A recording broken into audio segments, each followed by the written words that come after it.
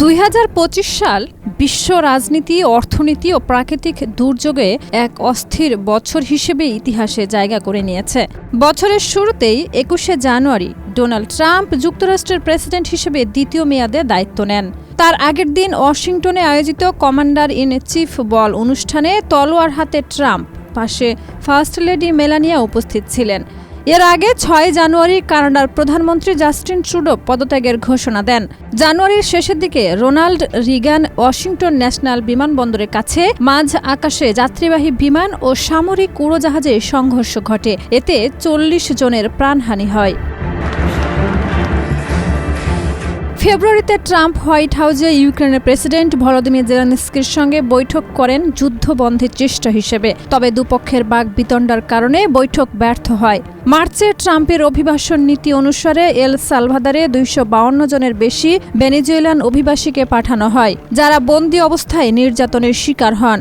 এপ্রিলের 26 তারিখে ক্যাথলিক খ্রিস্টানদের প্রধান ধর্মগুরু পোপ ফ্রান্সিসের মৃত্যু হয়, যার শেষকৃত্যে বিশ্ব নেতারা অংশ নেন। একই মাসে মিয়ানমারের মান্দালায় ভূমিকম্পে একটি প্যাগোডার ভেতরে বৌদ্ধ মূর্তিগুলো ক্ষতিগ্রস্ত হয়।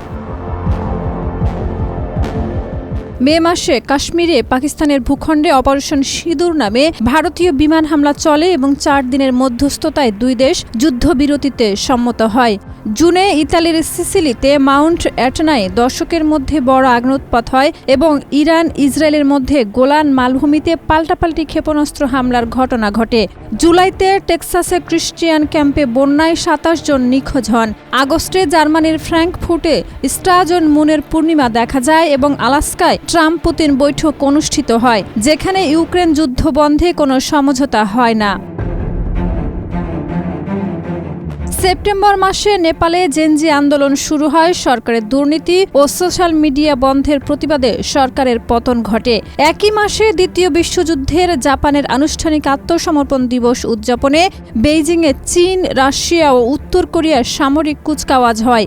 বছরের মধ্যভাগে নিউ ইয়র্কে অভিবাসন নীতির বিরুদ্ধে বিক্ষোভ অনুষ্ঠিত হয়। অক্টোবর মাসে ইউক্রেনের জাপোরিঝিয়া রাশিয়ার ড্রোন হামলা এবং গাজায় ইসরায়েলের ধ্বংসাত্মক হামলার ঘটনা ঘটে। নভেম্বর মাসে বিশ্বের বিভিন্ন প্রান্তে প্রাকৃতিক দুর্যোগ এবং সাংস্কৃতিক অনুষ্ঠান চোখে পড়ে। অস্ট্রেলিয়ার সুপারমুন দেখা যায়। ফিলিপিন্সে টাইফুন কালমায়োগি ও সুপার টাইফুন ফুং ওয়ান আঘাত হানে। মিশরের গ্র্যান্ড ইজিপশিয়ান মিউজিয়াম উদ্বোধন করা হয়, যেখানে তুতেনখামেনের সমাধি প্রদর্শিত হয়।